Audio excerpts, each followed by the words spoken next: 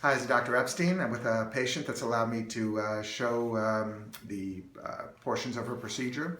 At least to start out, what I've done is I've marked out her hairline. She's a relatively young woman in her early 20s born with a high hairline, and what she's seeking to have done today is to have us bring it down. We're going to be doing a hair transplant technique using a strip with her. She's got long hair. She's never going to shave her head.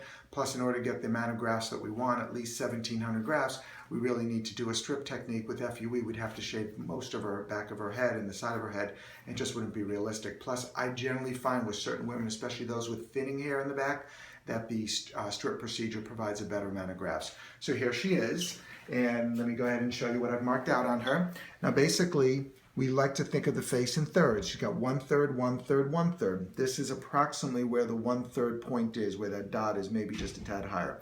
However, to be realistic, I'm not going to place her hairline quite that low, because you can see she's got a significantly high forehead, so we don't need to lower it all the way down here. The goal is to lower it approximately down to here. I'm going to round it out along the sides. I'm going to go back into these thinning areas, and the same thing here, back into these thinning areas. So we're going to basically go ahead and fill in this whole area. Plus, she's got a tad of natural thinning here, so I'm going to go ahead and restore that as well.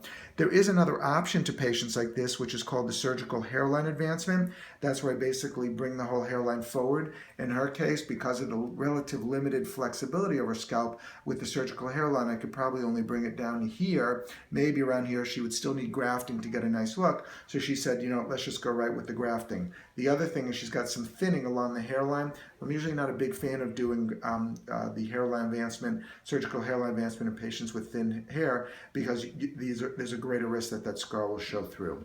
In terms of how I design the hairline, you can see that I basically like to create a rounded look.